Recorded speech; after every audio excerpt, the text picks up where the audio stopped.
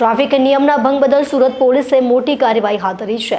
White fog light ધરાવતી 150 જેટલી car અને 150 જેટલા બુલેટ કબજે કરી આગળની કાર્યવાહી કરી છે। નજર સામે આવતા વાહન ચાલકોની આંખો અંજાઈ જાય અને અકસ્માતનું જોખમ સર્જાય તેવી તીવ્ર સફેદ LED લાઇટ જે કંપની ફિટિંગમાં ન હોય પરંતુ પાછળથી ફિટ કરાવી હોય તે ગેરકાયદે છે, નિયમ વિરુદ્ધ છે, છતાં તેનો છૂટથી બેફામ વપરાશ અને વેચાણ થઈ રહ્યા છે। વ્હાઇટ ફોગ લાઇટ ધરાવતા વાહન ચાલકો પર સુરત પોલીસની મોટી કાર્યવાહી કરવામાં આવી રહી છે। અંદાજિત 150 જેટલી કાર કબજે કરાઈ છે તો બીજી તરફ 300 જેટલા બુલેટ અને બાઇક કબજે કર્યા હતા અને મોડિફાઈડ સાયલેન્સર ધરાવતી બાઇકો પણ કબજે કરાઈ છે। વાહનોને જમા લેવાની સાથે મેમો ફટકારવામાં આવ્યો છે।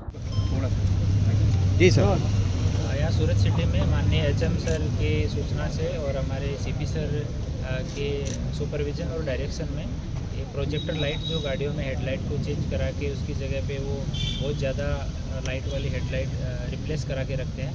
उसकी वजह से बहुत सारी दुर्घटनाएं हो रही हैं। सामने से आने वाले जो वाहन चालक हैं उनको कुछ भी दिखाई नहीं देता है। इस वजह से कल एक ड्राइव रखी गई थी पूरे शहर में और सभी के सभी जोन और ट्रैफिक सब ने मिलके और काफ़ी सारी गाड़ियां हैं जिन्होंने अपनी हेडलाइट है वो चेंज करवाई थी।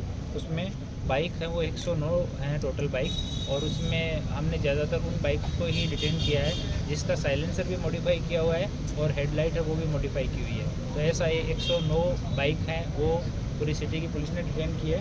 थ्री व्हील के ऑटो रिक्शा हैं वो 31 जितने डिटेन किए हैं। उनका मेजर वो हेडलाइट है उसको रिप्लेस करके उन लोगों ने रखा हुआ था और 4 व्हीलर है वो 133 जितनी गाड़ियाँ हैं वो अभी पुलिस ने डिटेन की हुई है और उन पर कार्रवाई चालू है। ऐसे टोटल 273 जितने वाहन हैं उनको कल शाम को 3 घंटे की ड्राइव है उसमें सिटी में अलग अलग जगह पे वाहन चेकिंग के दौरान रखा गया